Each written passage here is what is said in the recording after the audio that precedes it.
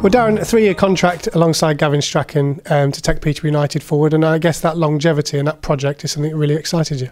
It is. I mean, I'm absolutely delighted. Gavin and I are both delighted to be back working at the club with the chairman and the new owners, Barry and Bob. You know, people we know, yourselves, we know very, very well. We know the club very well. So first and foremost, we're absolutely delighted and really looking forward to it.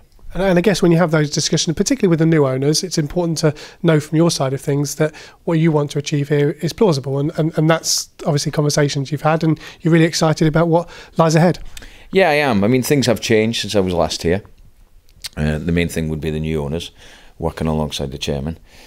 The chairman I know very, very well. We've got an excellent relationship. And he's a chairman that demands a lot, but the chances and the potential of getting into the Championship are always there, and that's always the most appealing thing for me.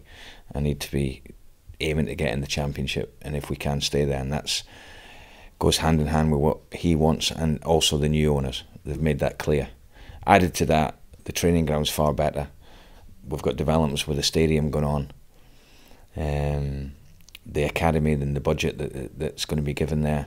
These are all things that I've always tried to drive home to the football club, and now we're in a position to do that.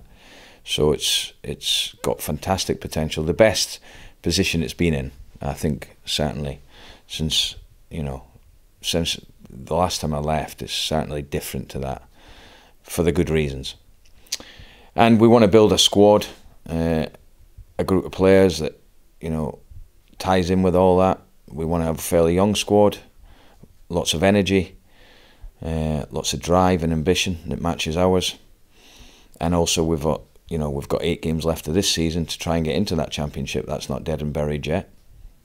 And the initial chats that the chairman and I had when I first came in was always just about the short term, because we couldn't really speak about anything else that happened so quickly.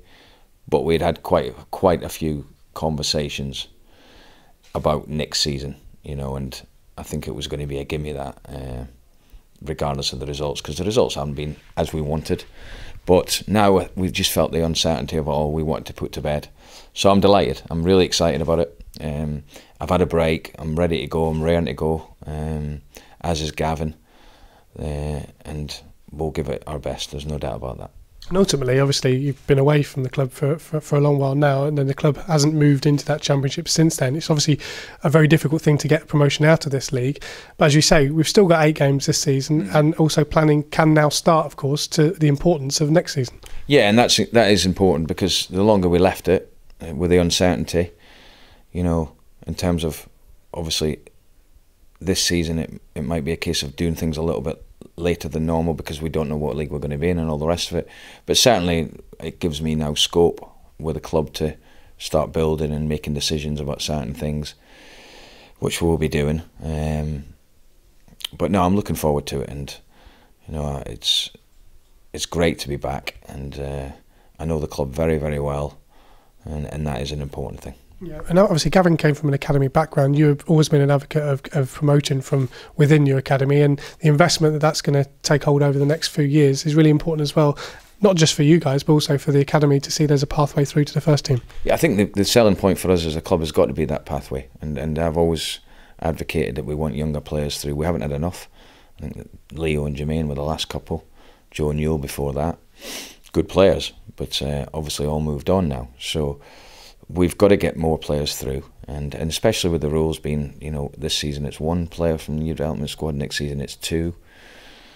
So we need to make sure that there's an improvement in that. It's going to take time, but the one thing that the academy and the people working at that level know, that they've got a manager that wants to get young players through, that will help them, that will encourage them, and also with the backing of the owners. I think that's key.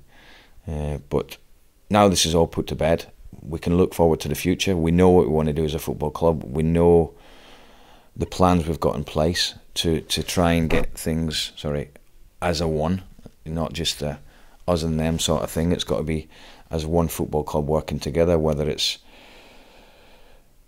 the chef that cooks the dinners to the most highly paid player in the football club. It doesn't make any difference to me. We all become a one, and that's important, because we all need each other, and in particular when times are not great. So that's something that I've always worked towards, and that's something I think people appreciate. So, but no, really looking forward to it, and now also I can focus on the next 8 games, because they are key.